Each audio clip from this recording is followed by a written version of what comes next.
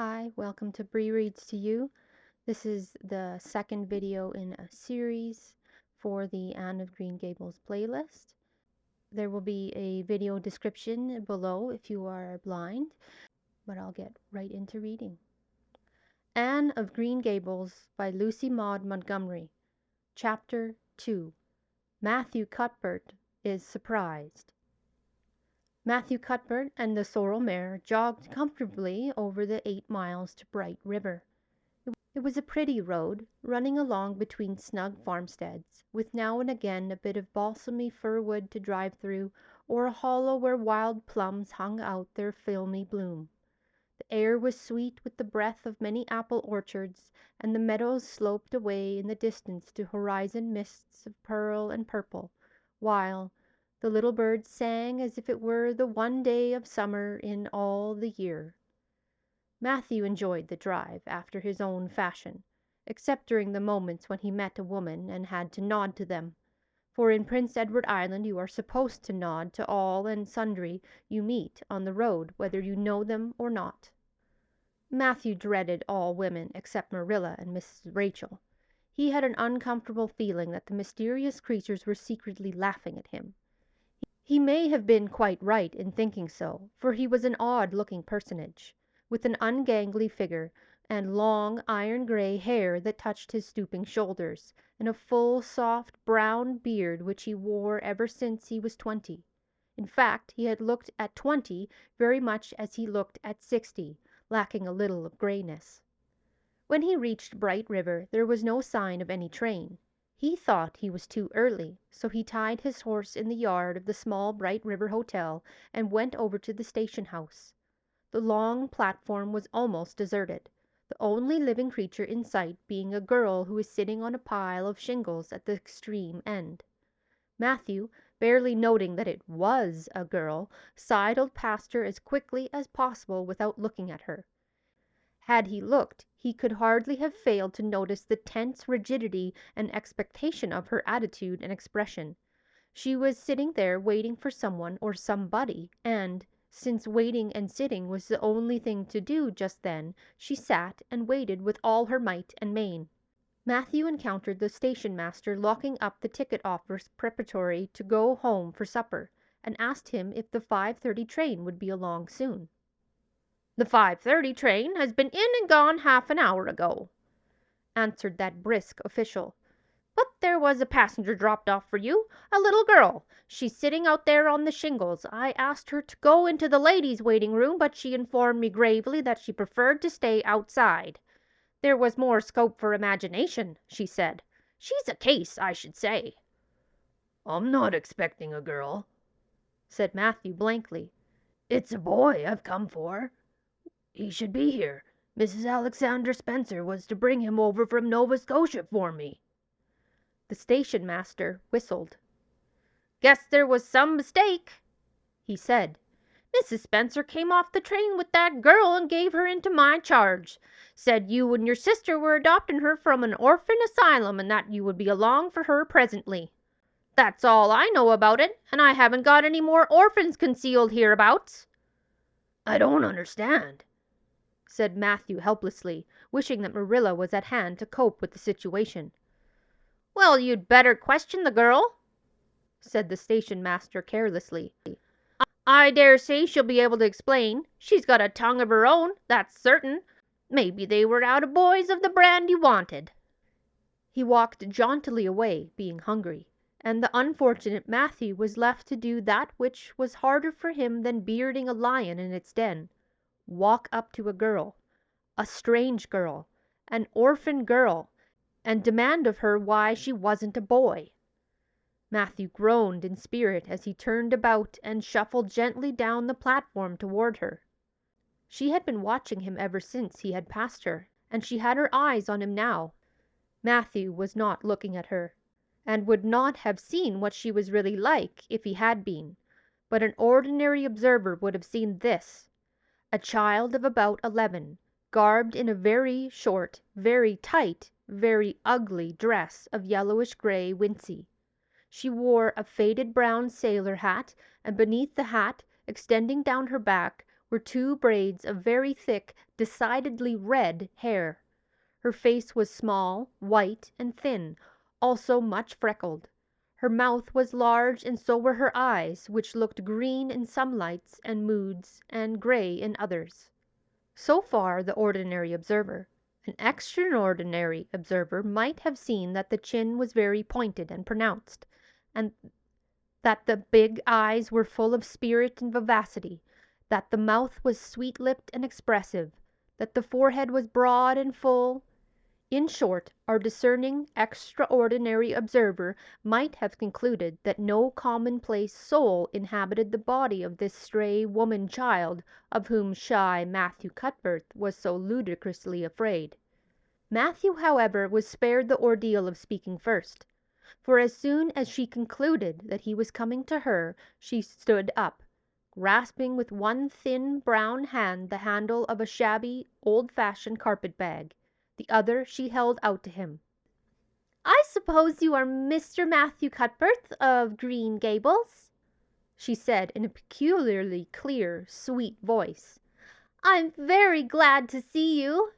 I was beginning to be afraid you weren't coming for me, and I was imagining all the things that might have happened to prevent you. I had made up my mind that if you didn't come for me tonight, I'd go down the track to the big wild cherry tree at the bend, and climb up into it and stay all night.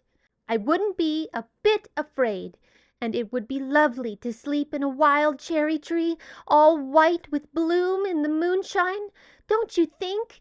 You could imagine you were dwelling in marble halls, couldn't you?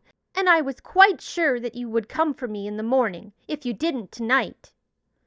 Matthew had taken the scrawny little hand awkwardly in his. Then and there he decided what to do. He could not tell this child with glowing eyes that there had been a mistake. He could take her home and let Marilla do that. She couldn't be left at Bright River anyhow, no matter what mistake had been made, so all questions and explanations might as well be deferred until he was safely back at Green Gables. "I'm sorry I was late," he said shyly. "Come along. The horse is over in the yard. Give me your bag." "Oh, I can carry it," the child responded cheerfully. "It isn't heavy. I've got all my worldly goods in it, but it isn't heavy. And if it isn't carried in just a certain way, the handles pull out, so I'd better keep it, because I know the exact knack of it. It's an extremely old carpet-bag. Oh, I'm very glad you've come, even if it would have been nice to sleep in a wild cherry tree. We've got to drive a long piece, haven't we? Mrs. Spencer said it was 8 miles. I'm glad because I love driving. Oh, it seems so wonderful that I'm going to live with you and belong to you. I've never belonged to anybody, not really. But the asylum was the worst.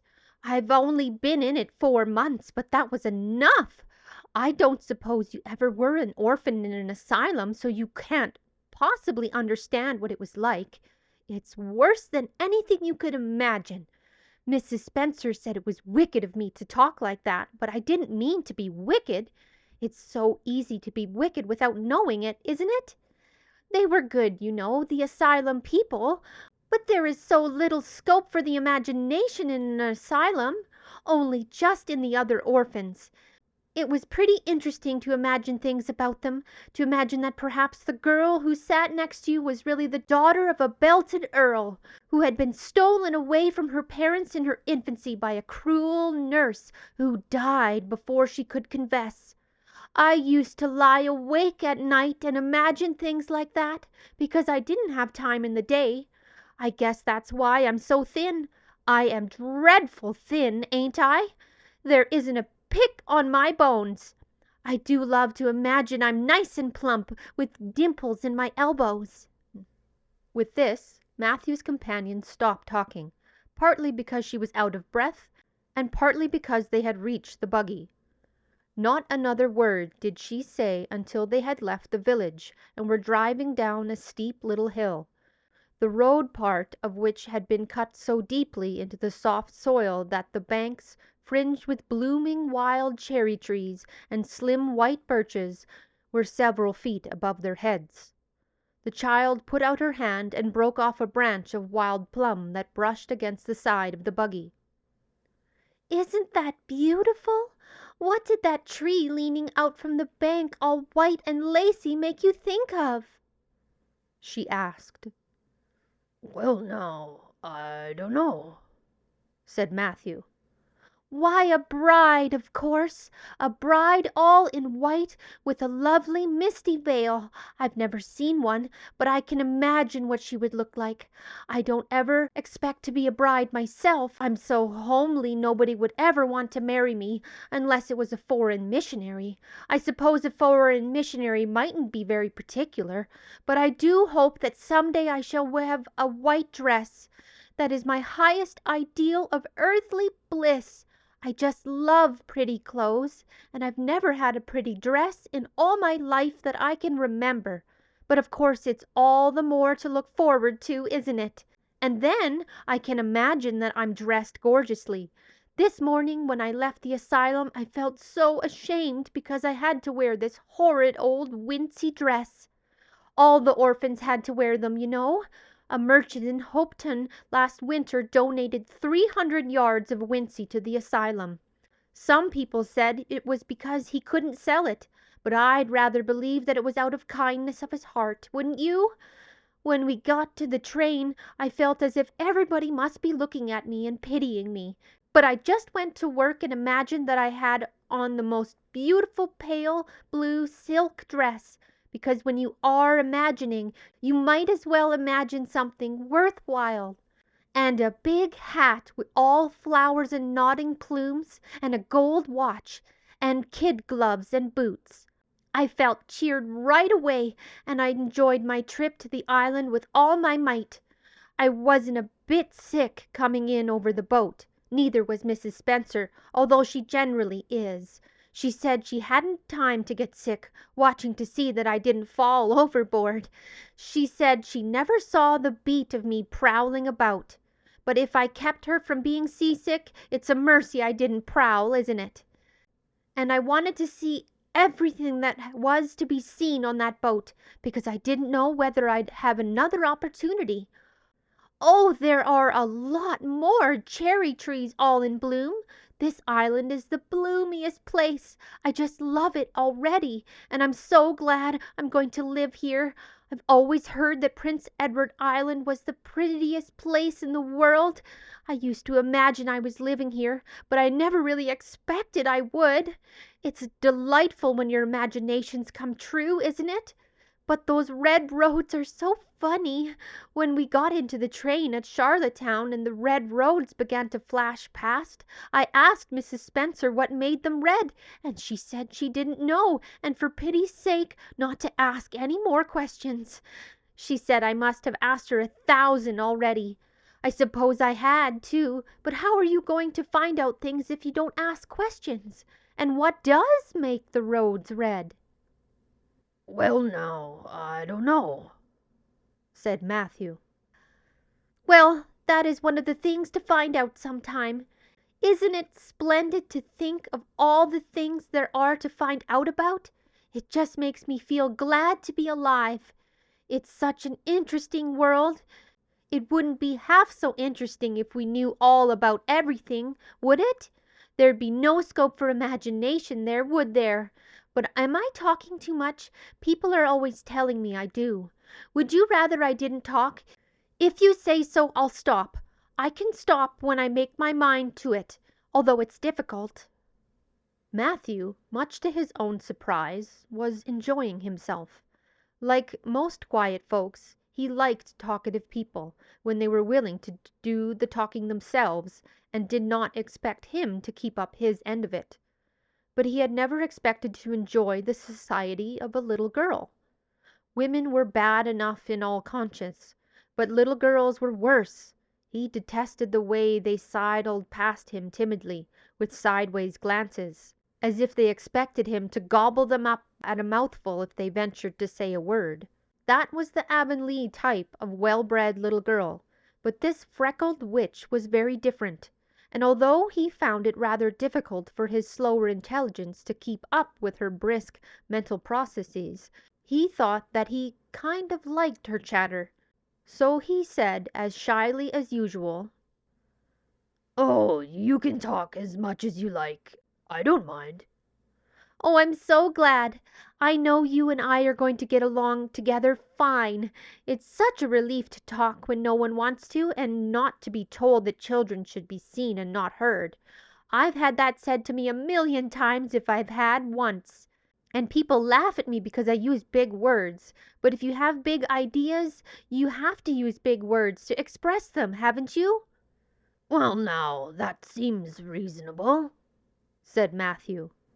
"Mrs. Spencer said that my tongue must be hung in the middle, but it isn't. It's firmly fastened at one end.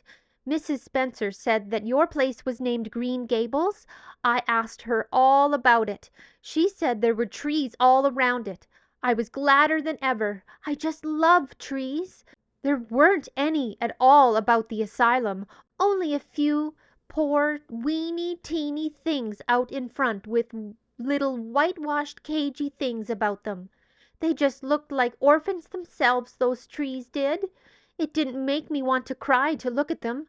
I used to say to them, 'Oh, you poor little things, if you were out in a great big woods with other trees all around you, and little mosses and June bells growing over your roots, and a brook not far away, and birds singing in your branches, you could grow, couldn't you?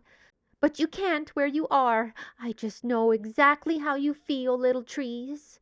I felt sorry to leave them behind this morning. You do get so attached to things like that, don't you? Is there a brook anywhere near Green Gables? I forgot to ask Miss Spencer that." "Well, now, yes, there's one right below the house." "Fancy! It's always been one of my dreams to live near a brook. I never expected I would, though. Dreams don't often come true, do they? Wouldn't it be nice if they did? Just now I feel pretty nearly perfectly happy. I can't feel exactly perfectly happy because, well, what color would you call this?" She twitched one of her long, glossy braids over her thin shoulder and held it up before Matthew's eyes. Matthew was not used to deciding on the tints of ladies' tresses, but in this case there couldn't be much doubt. "It's red, isn't it?" he said.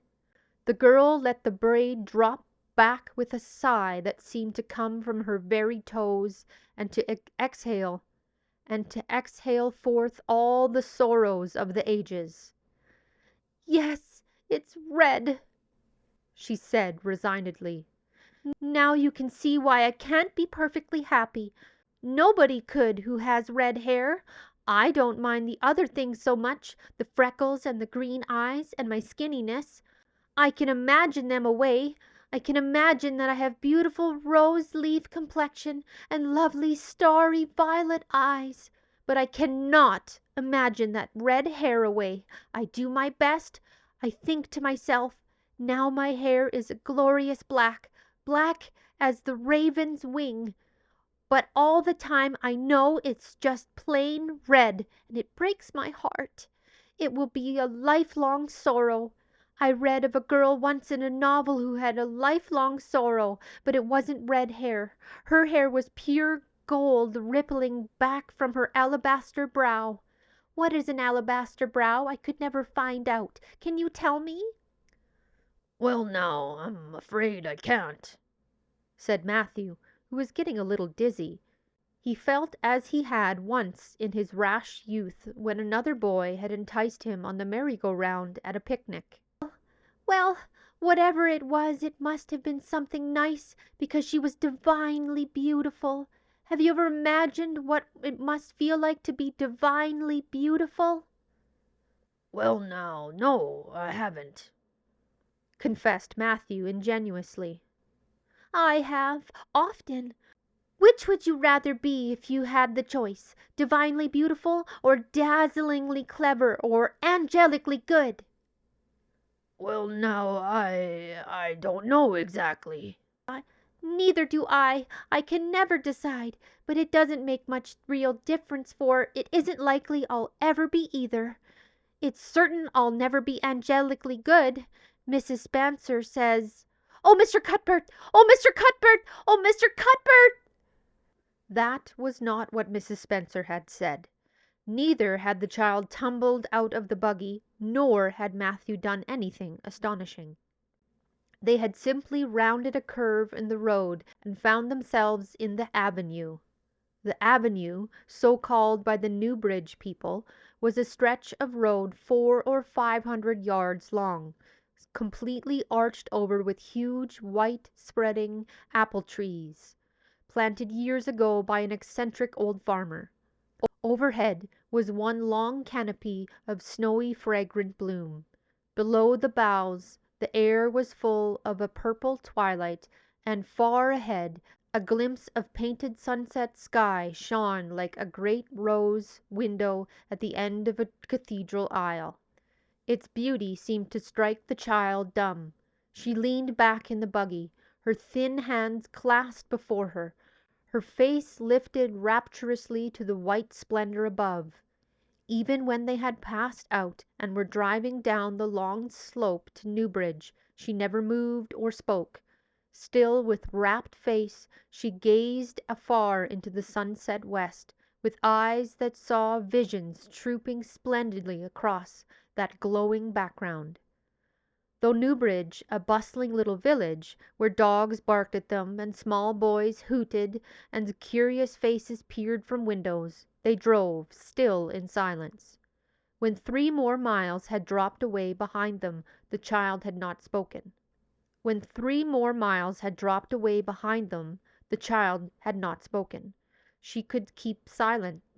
She could keep silence, it was evident, as energetically as she could talk. I guess you're feeling pretty tired and hungry," Matthew ventured to say at last, accounting for her long visitation of dumbness, with the only reason he could think of. "But we haven't far to go now. Only another mile." She came out of her reverie with a deep sigh, and looked at him with the dreamy gaze of a soul that had been wandering afar, star-led. "Oh, Mr. Cuthbert," she whispered, "that place we came through, that white place, what was it?" "Well, now, you mean the avenue," said Matthew after a few moments' profound reflection. "It is a kind of pretty place." "Pretty? Oh, pretty doesn't seem the right word to use, nor beautiful either. They don't go far enough. Oh, it was wonderful, wonderful! It's the first thing I ever saw that couldn't be improved upon by imagination. It just satisfied me here." She put one hand on her breast. "It made a queer, funny ache, and yet it was a pleasant ache. Did you ever have an ache like that, Mr. Cuthbert?" "Well, now, I just can't recollect that I ever had." "I have, lots of times, whenever I see anything royally beautiful. But they shouldn't call that lovely place the Avenue. There is no meaning in a name like that. They should call it, let me see, the White Way of Delight. Isn't that a nice imaginative name? When I don't like the name of a place or a person, I always imagine a new one, and always think of them so. There was a girl at the asylum whose name was Hepzibah Jenkins, but I always imagined her as Rosalia de Vere. Other people may call that place the Avenue, but I shall always call it the White Way of Delight. Have we really only another mile to go before we get home? I'm glad, and I'm sorry. I'm sorry because this drive was so pleasant, and I'm always sorry when things end. Something still pleasanter may come after, but you can't never be sure. And it's so often the case that it isn't pleasanter. That has been my experience, anyhow. But I'm glad to think of getting home. You see, I've never really had a home since I can remember. It gives me that pleasant ache again just to think of coming to a really truly home. Oh, isn't that pretty?" They had driven over the crest of a hill. Below them was a pond, looking almost like a river, so long and winding it was. A bridge spanned it midway, and from there to its lower end, where an amber-hued belt of sand hills shut in from the dark blue gulf beyond. The water was a glory of many shifting hues, the most spiritual shadings of crocus and rose and ethereal green, with other elusive tintings for which no name had ever been found.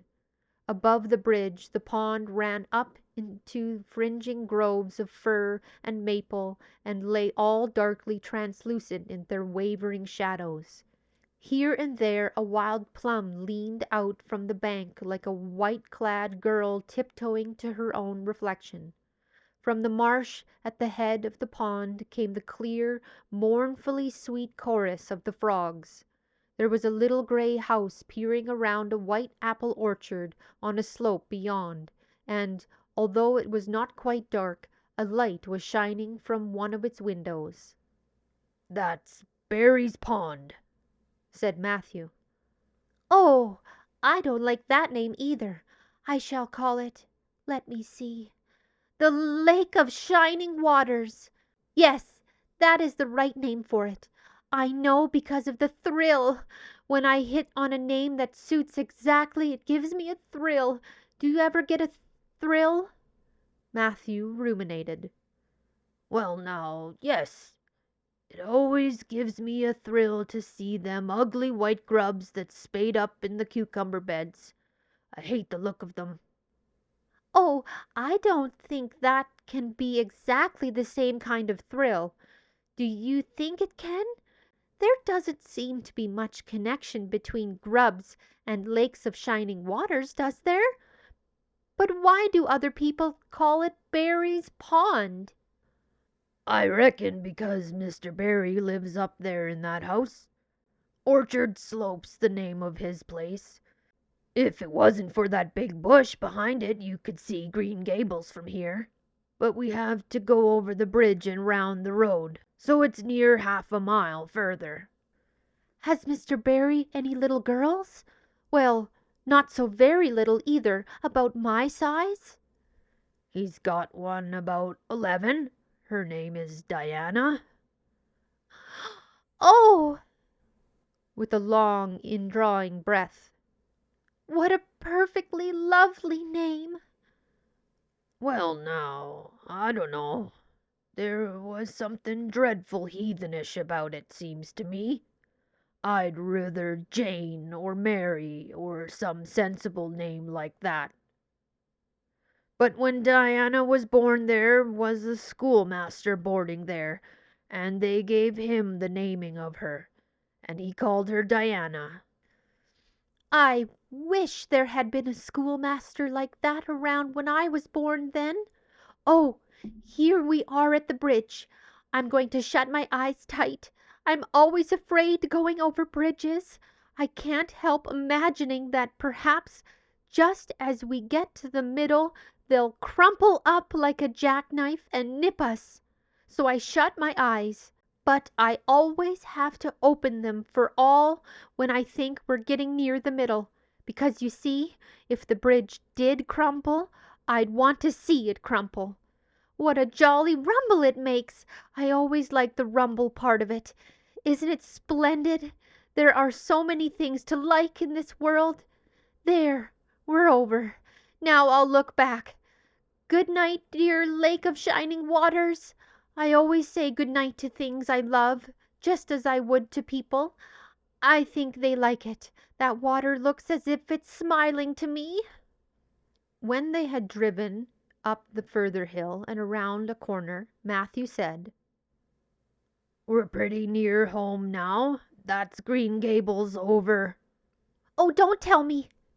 she interrupted breathlessly, catching at his particularly raised arm and shutting her eyes that she might not see his gesture. "Let me guess. I'm sure I'll guess right." She opened her eyes and looked about her. They were on a crest of a hill. The sun had set some time since, but the landscape was still clear in the mellow afterlight. To the west a dark church spire rose up against a marigold sky. Below was a little valley, and beyond a long, gently rising slope with snug farmsteads scattered along it. From one to another the child's eyes darted, eager and wistful. At last they lingered on the one away to the left, far back from the road, dimly white with blossoming trees in the twilight of the surrounding woods. Over it, in the stainless southwest sky, a great crystal white star was shining like a lamp of guidance and promise. "That's it, isn't it?" she said, pointing. Matthew slapped the reins on the sorrel's back delightedly. "Well, now, you've guessed it, but I reckon Mrs. Spencer described it so's you could tell." "No, she didn't. Really she didn't. All she said might just as well have been about most of those other places. I hadn't any real idea what it looked like, but just as soon as I saw it I felt it was home. Oh, it seems as if I must be in a dream. Do you know, my arm must be black and blue from the elbow up, for I've pinched myself so many times today. Every little while a horrible, sickening feeling would come over to me, and I'd be so afraid it was all a dream. Then I'd pinch myself to see if it was real, until suddenly I remembered that even supposing it was a dream, I'd better go on dreaming as long as I could. So I stopped pinching. But it is real, and we're nearly home." With a sigh of rapture, she relapsed into silence. Matthew stirred uneasily. He felt glad that it would be Marilla and not he who would have to tell this waif of the world that the home she longed for was not to be hers after all. They drove over Lynn's Hollow, where it was already quite dark, but not so dark that Mrs. Rachel could not see them from her window vantage, and up the hill and into the long lane of Green Gables. By the time they arrived at the house, Matthew was shrinking from the approaching revelation with an energy he did not understand. It was not of Marilla or himself he was thinking, or of the trouble this mistake was probably going to make for them, but the child's disappointment. When he thought of that rapt light being quenched in her eyes, he had an uncomfortable feeling that he was going to assist at murdering something, much the same feeling that came over him when he had to kill a lamb or calf or any other innocent little creature. The yard was quite dark as they turned into it, and the poplar leaves were rustling silkily all around it. "Listen to the trees talking in their sleep," she whispered as he lifted her to the ground. "What nice dreams they must have." Then holding tightly to the carpet bag which contained all her worldly goods, she followed him into the house. That was chapter 2 of Anne of Green Gables by Lucy Maud Montgomery. I hope you enjoyed it. Thank you.